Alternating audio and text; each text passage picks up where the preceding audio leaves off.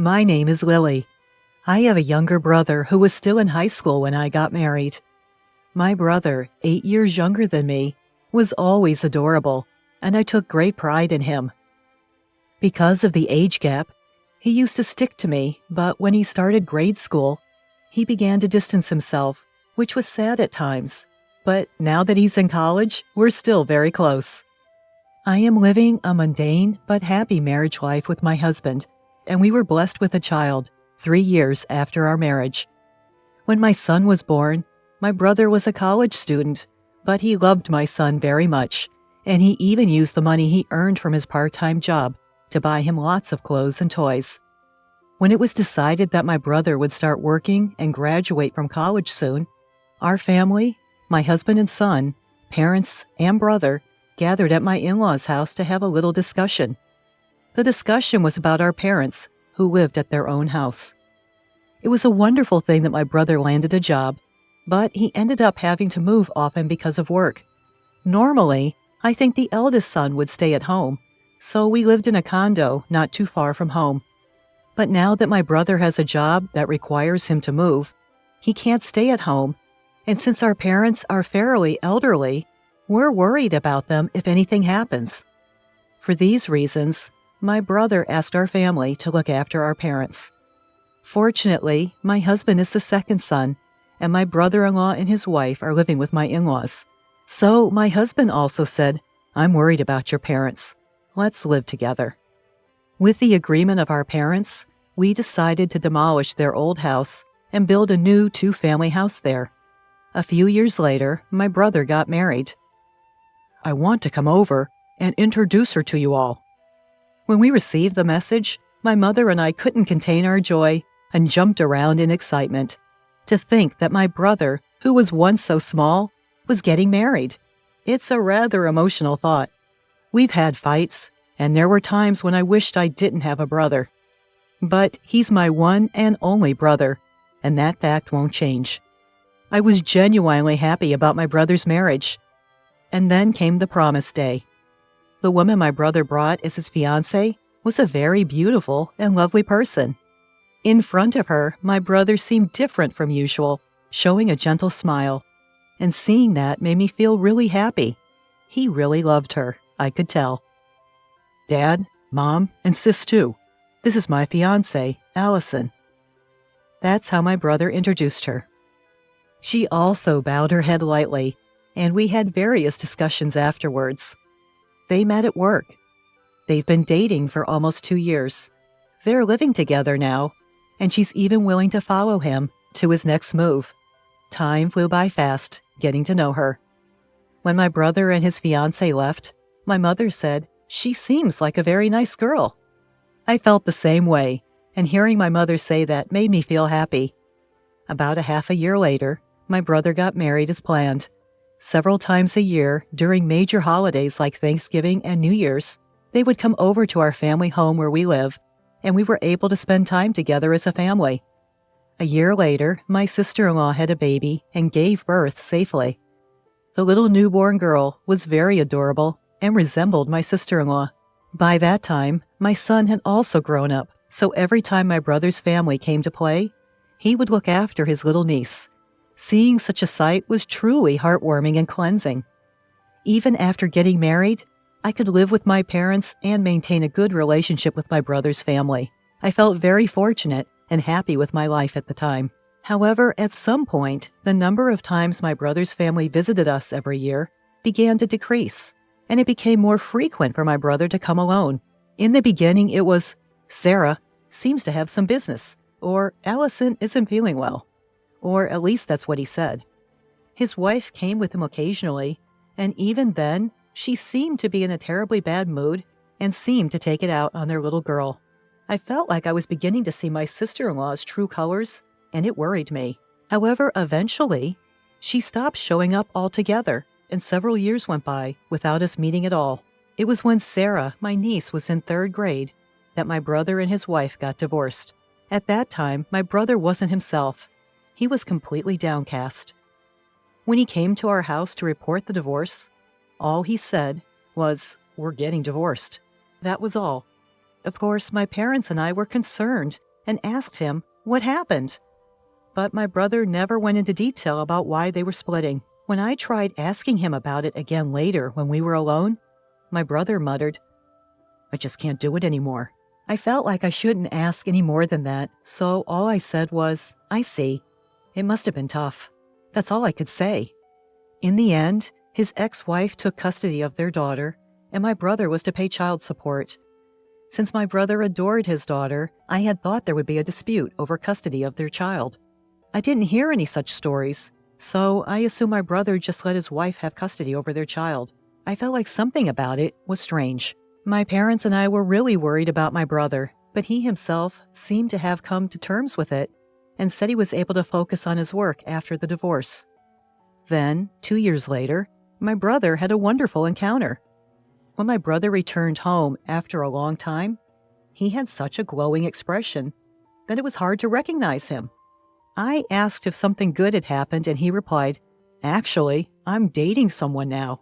He shared this with a shy smile, and he said he'd like to introduce her to us at home someday, so I immediately reported this to our mother. At first, she was very surprised, but in the end, she was crying tears of joy. Well, I guess that's understandable. When my brother got divorced from his ex-wife, he looked so worn out and had such a dark expression on his face. It was as if he was a different person. My mother was probably the one who was most worried about him. So seeing that my brother was trying to be happy again must have made her extremely happy. "Feel free to bring her home any time," said my mother to my brother. My brother beamed with joy and nodded. 2 months later, he brought his girlfriend over. The woman my brother brought was nothing like his ex-wife. She wasn't flashy, but there was a radiant beauty about her, a gentle kindness that was evident. She was the same age as my brother, and like him, she too was once married, but had no children. Perhaps it was because of their similar circumstances that they hit it off so quickly and began dating. My brother is of a good age, and this will probably be his last marriage. She seemed to love children and wished to have at least one if possible. That's what she had said. To have snagged such a wonderful woman as his last partner, I thought my brother was really lucky. We chatted for about an hour, filled with laughter throughout. My brother's girlfriend started calling me sister-in-law right away, which made me very happy. After a while, my brother said, "There's a place I'd like to take her, so we'll be going out for a bit." With that, the two of them decided to head out. My mother had prepared dinner as she expected them to stay, and so she told them, "Please be back by 7. The two nodded and seemed to have headed off to a cafe my brother had always liked. I hope my brother finds his true happiness this time. I hope so from the bottom of my heart. About an hour after they left, the doorbell rang. I wondered who it could be at this hour. A delivery service? It was too early for my brother and his girlfriend to come back either. With these thoughts, I opened the door, and there stood my brother's ex-wife. The moment she saw me, she said, "Long time no see, sister-in-law," and smiled mischievously. "What? Why is Allison here?" I was taken aback by the sudden situation. "There's something I want to ask." My brother's ex-wife, looking me straight in the eye, posed her question. What is it? "Could you tell me where Charlie is right now?" She pressed me for an answer. I regretted the timing of this day. Why, of all days, was it today, when Charlie had brought his new girlfriend? With such thoughts, I became flustered, and my mind spun into chaos. "Sister-in-law, are you listening? I want to know Charlie's address." Then, as if sensing something, my mother came out from the back of the house. "Oh, Allison? Ah, it's been a while. How are you, mother-in-law?" Saying that, she smiled again. Then my mom responded in a cold and calm voice. "How can I help you?" She answered in such a formal tone. Hearing that, Allison laughed. "Wow, mother-in-law, what's with the cold treatment?" she said. Yet my mother remained unfazed and replied, "I'm not your mother-in-law anymore. If you have something to say, make it quick." Then Allison said, "There's something I really want to ask," she said. In reality, neither my mother nor I knew the exact reason why Charlie and Allison had divorced. However, we knew that Charlie had said, "I can't take it anymore." We were certain that this woman was the cause of it. In haste, I sent a text to Charlie saying, "Allison is here. We'll try to handle it, so take your time coming home." I hit the send button. While my mother and Allison were still having a fruitless exchange. "Don't you at least know where he lives? Please tell me. You no longer have anything to do with him. Please leave." Thinking she wouldn't be satisfied and wasn't willing to leave at this rate, "What exactly do you want to ask, Charlie?" I asked. She then opened her mouth and went off, as she had been waiting for this moment. "Charlie, it seems he's dating some ugly woman now and planning to get married after abandoning me so casually. Isn't that just unbelievable? I won't ever allow him to get married again after divorcing a good woman like me." She was spouting off about my brother with a face full of malice. My mom and I were honestly repulsed by her. "Charlie has nothing to do with you anymore. Whomever he decides to be with now doesn't concern you, right, Allison?" Despite what I said, she didn't listen at all. "Huh? I divorced him because he said he was tired of marriage life, and now he wants to marry a woman who's not even half as good as me? That's absolutely unacceptable," she yelled at me fiercely. Even when my mom asked her to leave, she didn't budge an inch and said, "I won't leave until you tell me his address." She sat down in the entryway. If this continued, my brother would return and run into her. As I was thinking this, my brother's car returned. I'd sent a text, but they came back anyway. I panicked. And my mother probably had felt the same. Her face vividly starts growing pale. Then my brother got out of the car and came straight toward us. Upon a closer look, his face was beet red, clearly furious. Yes, he had seen my message that his ex-wife was here and had hurried back. "Hey, what the hell is going on here?" He was the angriest I'd ever seen him. He was shaking with rage, obviously at his breaking point. Then the ex-wife saw my brother's girlfriend and said, "Oh, this is your new girlfriend? She really is ugly, isn't she? What do you see in her?" With a snide laugh, she said, "Seriously, Allison?" I couldn't help but raise my voice in response. My brother's girlfriend turned bright red and looked down. Despite this, my ex-sister-in-law showed no sign of guilt and continued, "Hey, Charlie, wouldn't you rather get back with me than marry her? You want to see Sarah, don't you?" She had a smug look on her face as she said this. "Could you please stop trying to steal my husband? We have a child together, you know. There's no room for you here."